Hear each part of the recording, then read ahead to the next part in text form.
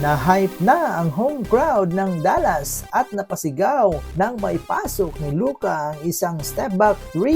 Gising na ang fans ng Dallas. Sa kabilang banda, James Harden nag-ala Mr. Fourth Quarter na. Pinaglaruan lang ang depensa ng Dallas. Game 4 naman para sa Los Angeles Lakers versus Dallas Mavericks.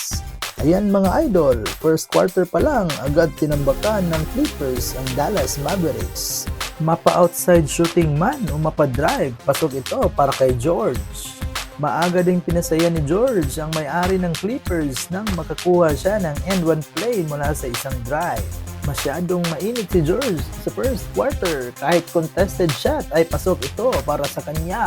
Isang tres din ang idinagdag ni Powell bago nagtapos ang first quarter. Sa second quarter naman, kabaliktaran ang nangyari. Nag-take over na din ang players ng Dallas Mavericks.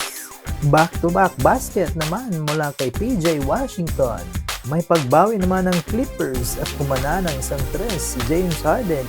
Another one mula kay James Harden, this time isang short jumper against Luka na may kasamang friendly bounce. Another play mula pa rin kay James Harden, isang nice bounce pass para kay Zubac para sa isang dunk. James Harden pa rin, this time isang step back 3 para sa kanya. Nagsimulang makahabol ang Dallas nang dahil kay Uncle Drew, isang end one para sa kanya. Kyrie Irving pa rin tumira ng tres sa harap ni George. Sinundan pa ito ng isang magandang transition para sa Dallas. Kyrie Irving pa rin na kumanaan ng isang tres. Pero agad din silang binawian ni George ng isang tres. 33 points si George para sa game na ito. Umuulan ng tres para sa dalawang kupunan. This time, Kyrie Irving from downtown. Sinundan pa ito ng isang magandang fake para kay Kyrie, sabay pasa kay Lively para sa isang dunk. Mga idol, what a nice handle para pa rin kay Kyrie Irving. Balik na naman sa 3-point territory si Paul George at kumana na naman ang isang tres. Bago magtapos ang second quarter, isang Luka Magic naman na alley-oop para kay Lively. Simula sa second quarter, isang second chance points para kay Kyrie Irving.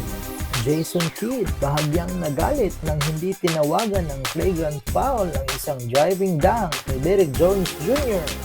10 points na lang ang hinahabol ng Dallas pagkatapos ng isang left-handed layup ni Kyrie Irving. Na-hype na ang crowd nang may pasok ni Derrick Jones Jr. ang isang tres mula sa corner. Sinundan pa ito ng isang nice pass para kay Irving at slam dunk para kay Lively. 2 points na lang ang hinahabol ng Dallas nang may pasok ni Kyrie ang isang tres mula sa corner.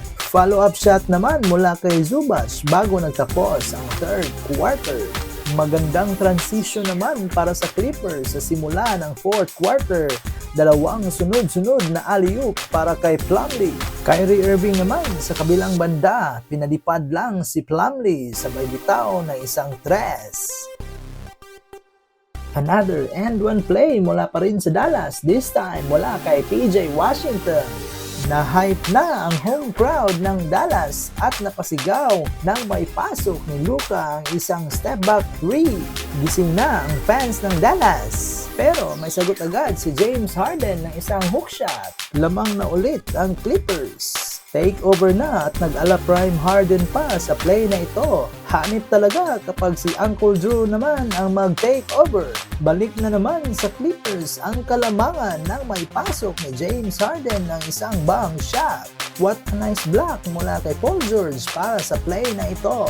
Sa kabilang banda, James Harden nag-ala Mr. Fourth Quarter na. Pinaglaruan lang ang depensa ng Dallas. Pero may sagot pa rin si Kyrie Irving at baba sa 1 point ang kalamangan ng Clippers. Kyrie Irving doing some Kyrie Irving moves para sa play na ito.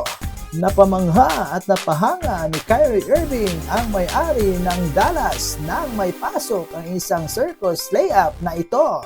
Lamang na sana ang Dallas nang may biglang sagot si Paul George ng isang step back 3 mula sa right corner. Maganda na sana ang depensa ni Jones pero hindi na niya nahabol. Another floater mula pa rin kay James Harden. Take over na si James Harden para sa game na ito.